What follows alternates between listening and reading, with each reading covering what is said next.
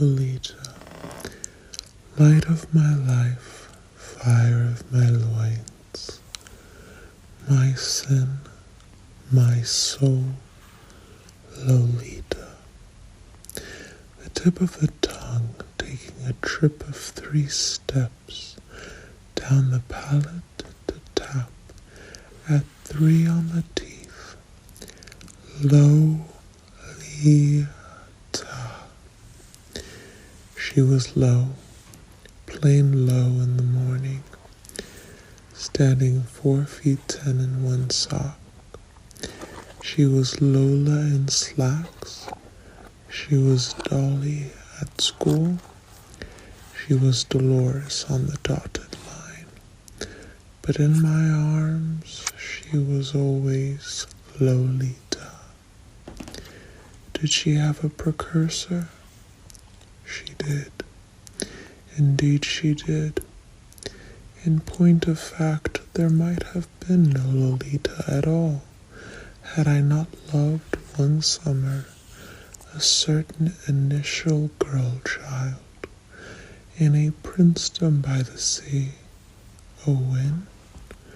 About as many years before Lolita was born as my age was that summer. You can always count on a murderer for a fancy prose style. Ladies and gentlemen of the jury, exhibit number 1 is what the seraphs, the misinformed, simple, noble-winged seraphs, envied. Look at this tangle of thorns. I was still walking behind Mrs. Hayes through the dining room when, beyond it, there came a sudden burst of greenery. The piazza sang out my leader, and then, without the least warning, a blue sea wave swelled under my heart, and from a Madonna pool of sun, half naked, kneeling, turning about on her knees, there was my Riviera, love peering at me over dark glasses. It was the same child, the same frail, honey-hued shoulders, the same silky, supple bare back, the same chestnut head of hair, a polka-dotted black kerchief tied around her chest, hid from my aging ape eyes, but not from the gaze of young memory. The juvenile breasts I had fondled one immortal day, and, as if I were the fairy tale nurse of some little princess, lost, kidnapped, discovered in gypsy rags, through which her nakedness smiled at the king and his wounds, I recognized the tiny dark brown mole on her side. With awe and delight, the king crying for joy, the trumpets blaring, the nurse drunk, I saw again her lovely indrawn abdomen, where my south-bound mouth had briefly paused, and those puerile hips on which I had kissed the crenulated imprint left by the band of her shorts, that last mad immortal day behind the Roches roses. The 25 years I had lived since then tapered to a palpitating point and vanished. I find it most difficult to to express with adequate force that flash, that shiver, that impact of passionate recognition. In the course of the sun-shot moment that my glance slithered over the kneeling child, her eyes blinking over those stern, dark spectacles, the little hair doctor who was to cure me of all of my aches while I passed by her in my adult disguise, a great, big, handsome hunk of movie-land manhood. The vacuum of my soul managed to suck in every detail of her bright beauty, and these I checked against the features of my dead bride. A little later, of course, she, this nouvelle, this Lolita, my Lolita, was to eclipse completely her prototype. All I want to stress is that my discovery of her was a fatal consequence of that princedom by the sea in my tortured past. Everything between the two events was but a series of gropings and blunders and false rudiments of joy. Everything they shared made one of them. I have no illusions, however. My judges will regard all this as a piece of mummery on the part of a madman with a gross liking for the fruit vert au fond ça m'est bien égal. All I know is that while the haze woman and I went down the steps into the breathless garden, my knees were like reflections of knees, rippling water, and my lips were like sand. And that was my low, she said, and these are my lilies. Yes, I said, yes, they are beautiful, beautiful, beautiful. Let us stop at the next gas station, Lo continued. I want to go to the washroom. We shall stop wherever you want, I said, and then as a lovely, lonely, supercilious grove, oaks, I thought, American trees at that stage were beyond me, started to echo greenly the rush of our car.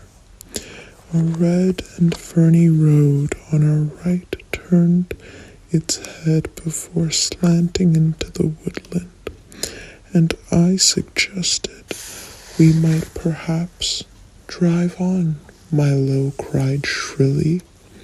Righto, take it easy. Down, poor beast, down. I glanced at her. Thank God the child was smiling. You chump, she said, sweetly smiling at me. You revolting creature. I was a daisy fresh girl, and look at what you've done to me. I ought to call the police and tell them you. Oh, you dirty, dirty old man. Was she just joking?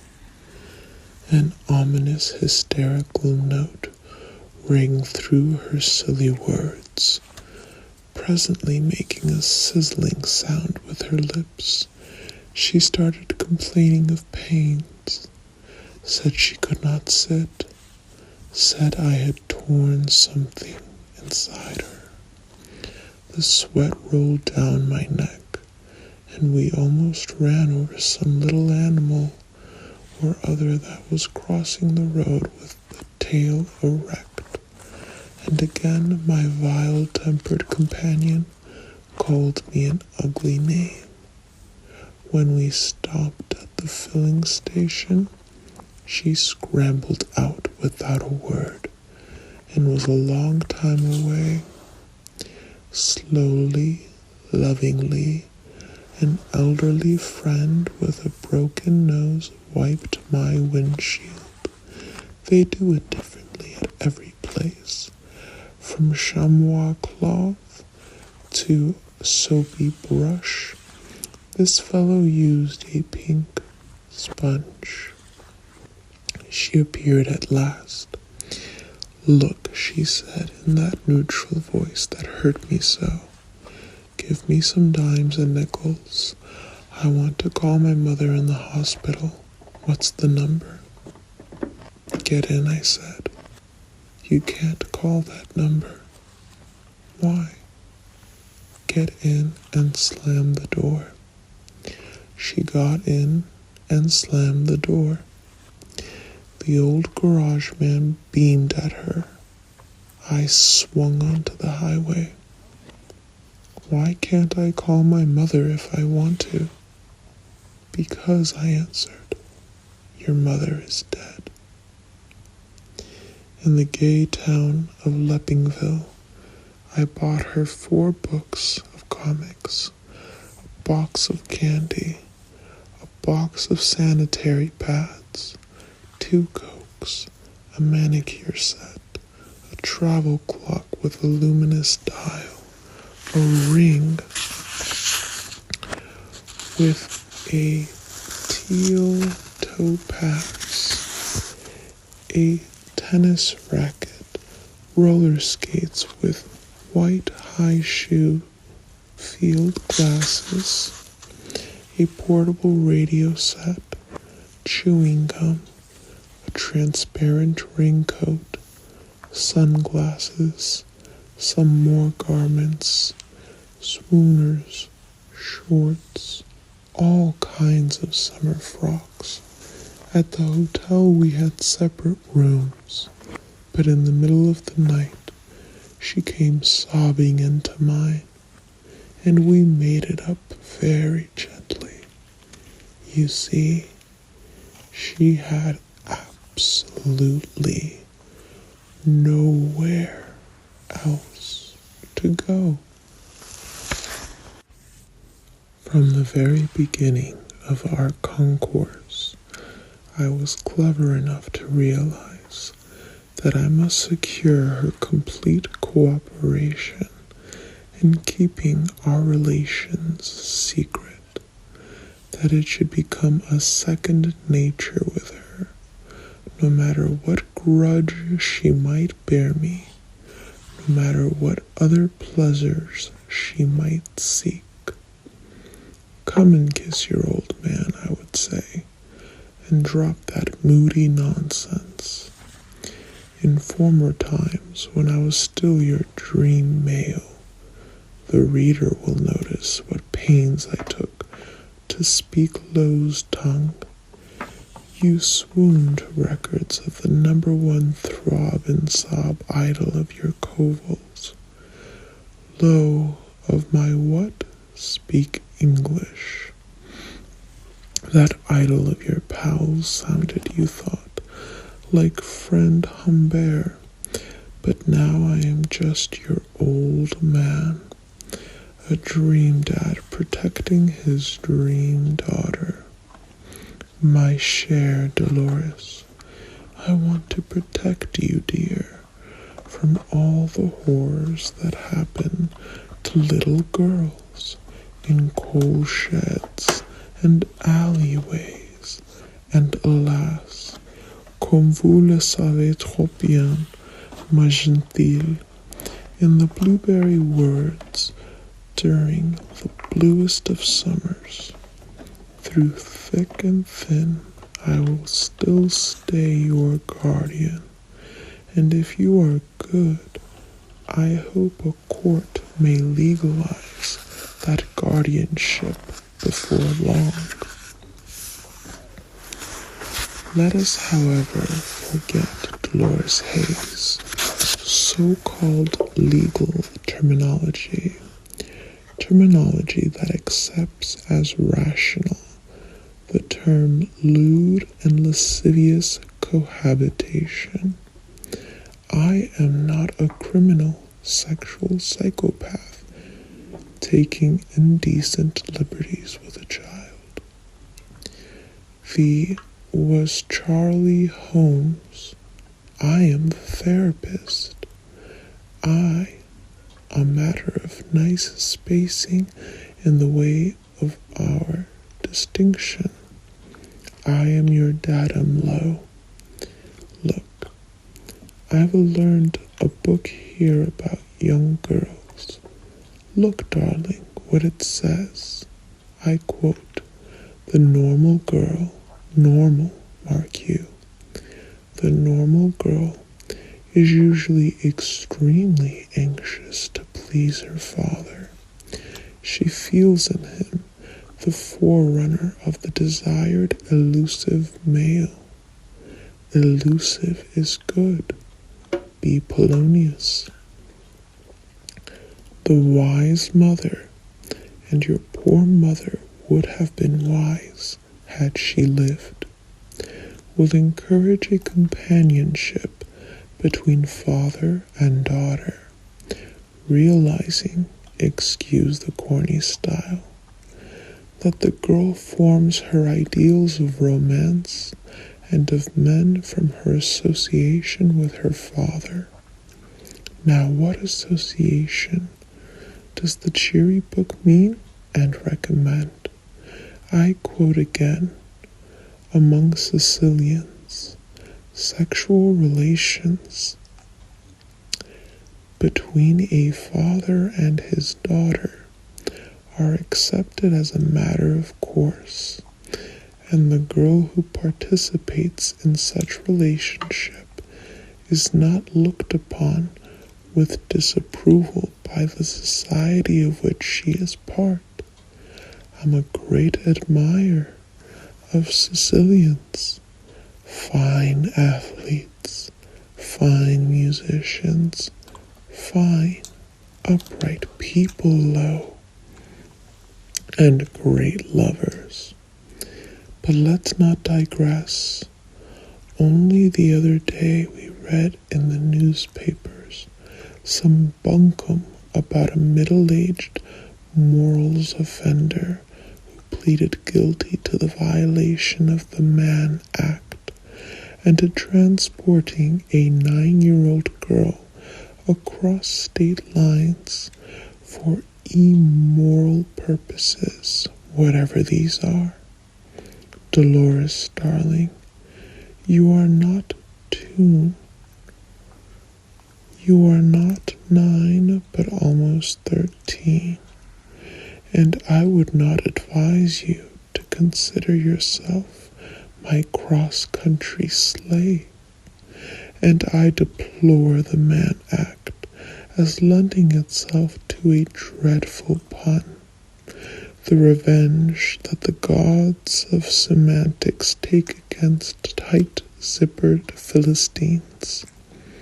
I am your father, and I am speaking English, and I love you. Finally, let us see what happens if you, a minor, accused of having impaired the morals of an adult in a respectable inn,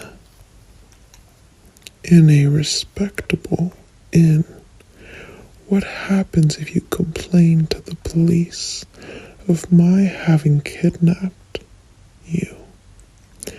Let us suppose they believe you, a minor female who allows a person over 21 to know her carnally, involves her victim into statutory or second-degree sodomy, depending on the technique, and the maximum penalty is 10 years.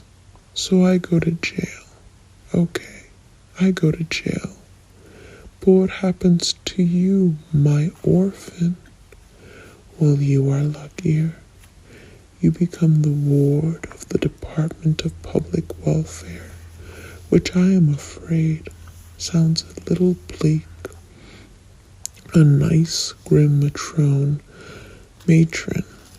a nice, grim matron of the Miss Phelan type, but more rigid and not a drinking woman, will take away your lipstick and fancy clothes. No more gadding about. I don't know if you ever heard of the laws relating to dependent, neglected, incorrigible, and delinquent children.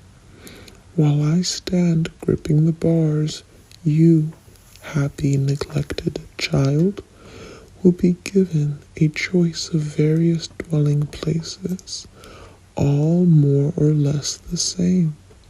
The correctional school, the reformatory, the juvenile detention home, or one of those admirable girls' protectories where you knit things and sing hymns and have rancid pancakes on Sundays. You will go there, Lolita, my Lolita. This Lolita will leave her catalysts and go there as the wayward girl you are.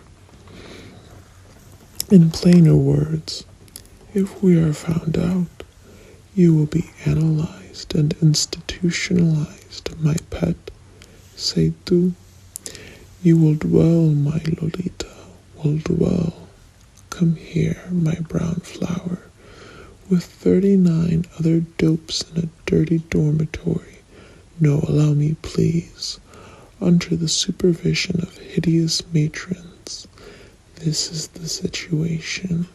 This is the choice. Don't you think that under the circumstances, Dolores Hayes had better stick to her old man?